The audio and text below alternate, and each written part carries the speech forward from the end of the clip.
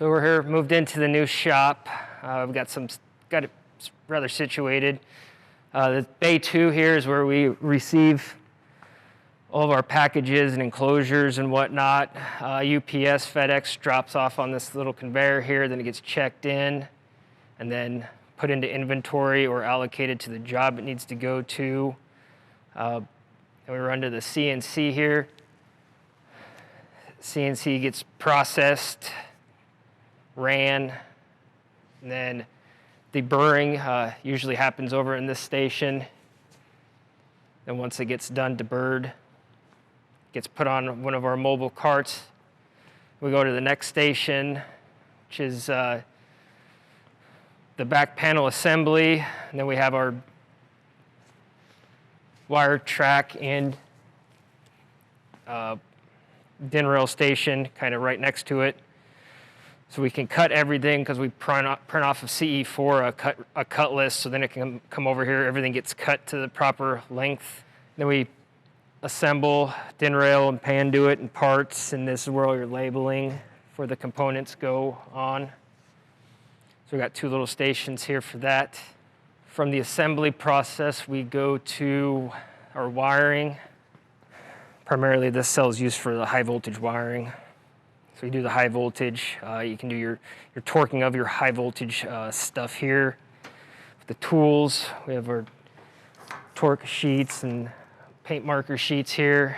Then once the high voltage gets done, then we roll it over. This one's kind of in the middle of the cell for the control wire.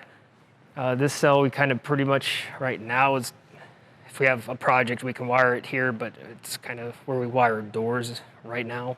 This is 2 smaller areas for control wiring mainly.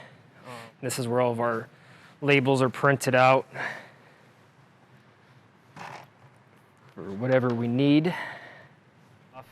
This is our finishing cell, more or less. So the products that get ran through the CNC, if they're waiting for the panel to mate, it gets stored here, and then the completion of the wiring and stuff will be done in this cell. And after it's completed and point-to-point's been done, ready to test, and we roll it over here into our cell where we do our testing of the panels. Do power up point-to-point, get it all finished up. We'll put it back on the pallet if it's not already on its pallet. Wheel it out to the center aisle. This is where we'll package it up. We'll use the banding equipment here. It's all staged in its own separate little cell here. Some packaging material. Then we'll saran wrap it real tight. Then we also have our table for like UPS, FedEx packages or customer packages, where we'll get it all put together here.